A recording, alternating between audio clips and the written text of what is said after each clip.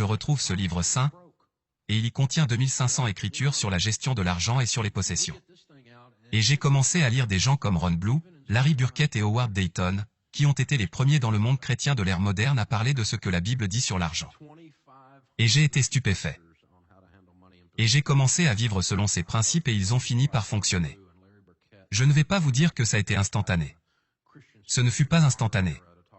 Si vous cherchez à devenir riche rapidement, Dieu n'est pas dans ces affaires de micro-ondes. Cela va prendre du temps. Nous avons donc découvert qu'il y a 5 choses que si vous les faites avec l'argent sur une période de temps, généralement 10 ou 15 ans, vous construirez un patrimoine. 100% du temps. Je ne sais pas quel niveau parce que je ne peux pas prédire les accidents de voiture et le cancer. Je ne peux pas prédire les tragédies et je ne sais pas quels seront vos revenus. Mais si vous travaillez et que vous faites ces 5 choses, vous construirez un niveau de richesse très solide, 100% du temps. Et ce n'est pas un quelconque truc de prospérité, ce n'est pas non plus mystique ou magique. Quand j'aborde ces 5 choses, elles sont toutes de bon sens. Mais le bon sens est si rare maintenant. C'est comme avoir un super pouvoir. Et quand vous vous connectez au bon sens du divin, ça change tout. Alors regardons les 5 choses. La première consiste à s'établir un budget. Un plan écrit. Jésus a dit, « Lequel d'entre vous, ayant l'intention de construire une tour, ne s'assied pas d'abord et ne compte pas le coût, à moins d'arriver à mi-chemin et d'être incapable de finir. » Et tous ceux qui le voient commencent à se moquer de lui et disent, « Cet homme a commencé à construire et n'a pas pu terminer. » Voilà un autre chrétien qui ne peut pas payer ses factures. Tu dois faire un budget sur papier, dans un but précis avant le début de chaque mois. Si vous travaillez pour une société appelée X machin, et que vous gérez l'argent de cette entreprise, de la même manière que vous gérez votre argent actuellement, vous allez vous-même vous licencier. Vous savez qu'on a un mauvais rapport avec l'argent. La Bible dit que celui qui est impulsif exalte la folie. La folie est le verbe qui désigne un fou en action. Il est impulsif comme un fou en action. Vous savez qui est déjà passé par là? Moi. Et nous sommes désorganisés. Nous n'avons pas de plan. Rien n'est écrit, et on a le culot de prier notre Père Céleste, le Créateur du ciel et de la terre, et dire « Seigneur, je manque de conduite. Je suis horrible et je suis incompétent. Mais quand même, envoie-moi plus d'argent. » Ce à quoi il nous regarde et dit « Non. C'est dans la Bible. Parabole des talents. Le maître donne à 3 serviteurs une somme d'argent à gérer. Il revient plus tard, 2 d'entre eux l'ont bien géré, un autre non. Celui qui ne l'a pas bien géré, non seulement il ne lui a pas donné plus, mais il lui a enlevé l'argent qu'il avait, et l'a donné à celui qui avait le plus, qui avait le mieux géré. Et puis il y a cette écriture sur l'inégalité des richesses. Il est dit juste après, ceux qui sont fiables dans les petites choses obtiendront plus à gérer. Il y a plusieurs années, mon fils qui venait d'avoir 25 ans, a décidé qu'il voulait une Corvette toute neuve. Ce à quoi je l'ai regardé et j'ai dit, « Je suis un père affectueux. Mais non, tu ne peux pas avoir une Corvette neuve. Bien que cela semble être une bénédiction pour toi mon fils, elle fait 465 chevaux. Elle a une carrosserie en fibre. Elle passe de 0 à 100 km en 3,1 secondes. Le problème c'est que tu es un conducteur incompétent. J'ai vu ta conduite. Tu vas te tuer avec cette voiture. Et jusqu'à ce que tu prouves ta compétence, on ne va pas parler d'un truc aussi ridicule. Donc pour l'instant, ce que tu auras, c'est une vieille chevette avec une gerbille fatiguée sous le capot. Soyez d'abord sérieux dans les petites choses. Décidez. Ce qui est intéressant avec chacun de ces principes, c'est que vous pouvez décider aujourd'hui de les mettre en pratique. J'avais un gars qui travaillait avec moi, et il ne faisait pas ce processus correctement. Et je me suis assis et je lui ai dit, « Voici ce que vous devez faire. » Et il me répond, « Eh bien, ce n'est pas comme ça que je le fais. » Et j'ai dit, « Alors change. » Et il répond, « Eh bien, je ne suis pas comme toi. » Et je lui ai dit, « Dans ce cas change. Tu peux décider aujourd'hui d'être bon. Change aujourd'hui même. » Vous pouvez décider, quand vous rentrez chez vous, vous pouvez décider de faire un budget aujourd'hui, sortez le bloc-notes jaune, ou allez sur budget gratuit en ligne, chaquedollar.com. Vous pouvez décider aujourd'hui et vous dire, je vais commencer à bien gérer mon argent, aujourd'hui. Parce que vous allez continuer à obtenir ce que vous avez toujours obtenu, si vous continuez à faire ce que vous avez toujours fait. Vous le savez. On récolte ce qu'on sème. Et le deuxième principe est que vous devez vous débarrasser de vos dettes. Maintenant, la Bible dit, le débiteur est l'esclave du créancier. Et c'est vrai. L'emprunteur est l'esclave du prêteur. Pensez-y. Votre outil de construction de richesse le plus puissant est votre revenu. Laissez-moi vous montrer à quoi ressemble cet esclavage. De nouvelles données montrent que le paiement moyen d'une voiture en Amérique aujourd'hui, selon la National Auto Dealers Association, est de 499 $.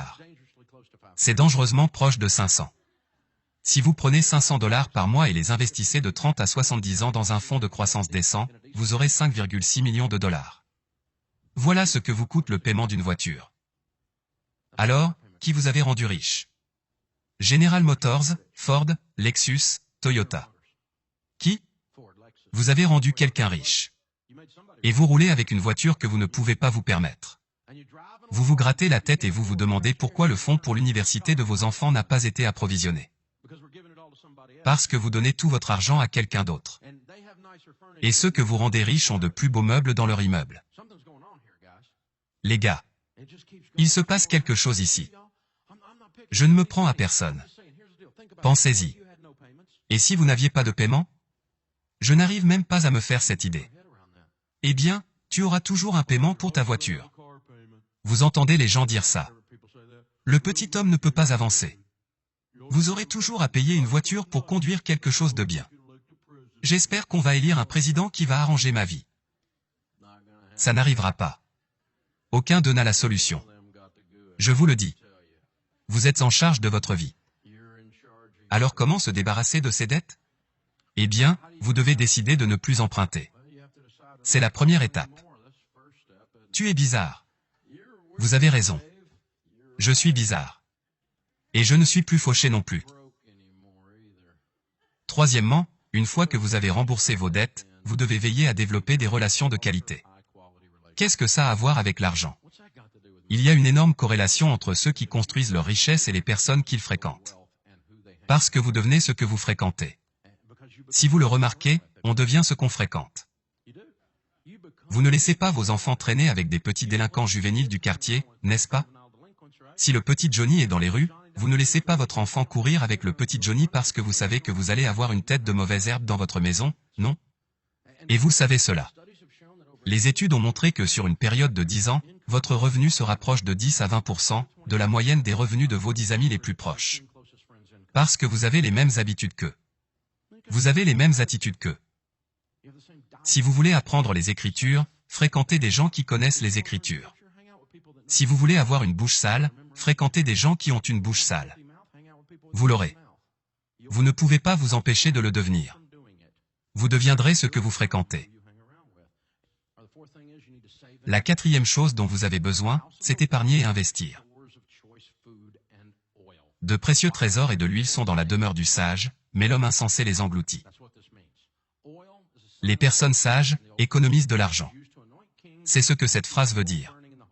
L'huile est un signe du Saint-Esprit dans l'Ancien Testament, elle était utilisée pour oindre les rois et pour que l'huile brûle dans le Saint des Saints. Et donc elle était utilisée sur le marché comme nous utilisons de l'argent aujourd'hui, comme moyen d'échange. Si vous aviez une carafe d'huile, vous étiez prêt à faire des affaires, et c'est un signe de richesse. Alors relisons autrement cette phrase. Dans la maison des sages, il y a des réserves d'argent. Les gens sages économisent de l'argent. Pourquoi? On ne va pas commencer par leur dire qu'il y a urgence, non? Grand-mère l'a dit. Économisez pour les jours pluvieux. Je vous dis qu'il va pleuvoir. Tu vas avoir un accident de voiture. Tu vas perdre ton travail. Il va se passer quelque chose. Tu vas avoir besoin d'argent. Dave, tu dois être positif. Je suis certain qu'il va pleuvoir. Quelque chose va arriver. Et puis tu dois économiser et investir pour prendre ta retraite avec dignité. Tu sais, je vais dépenser tout ce que je gagne et espérer que le gouvernement, qui est bien connu pour sa capacité à gérer l'argent, prendra soin de moi. C'est une idée stupide. C'est juste ridicule. Et nous comptons sur eux, d'une manière un peu bizarre, pour venir. Ils ne viendront pas. Il n'y a pas de cheval blanc. Il n'y a pas de calvaire. Vous êtes en charge de votre destin. Et c'est une excellente nouvelle. La dernière étape est celle-ci.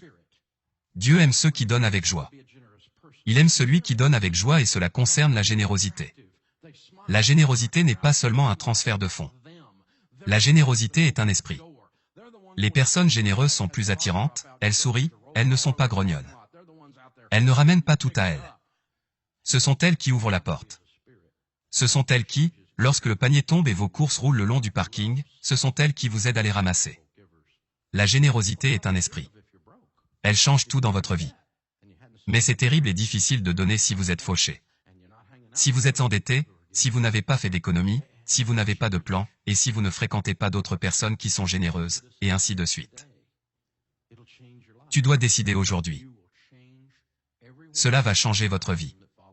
Vous allez changer tous ceux qui portent votre nom de famille et qui vous suivent. Si vous faites ces choses, c'est puissant. Quand l'Écriture croise votre vie, la vérité de Dieu croise votre vie, elle passe de votre tête à votre cœur, elle change votre comportement et change la trajectoire de votre vie. Elle changera votre arbre généalogique.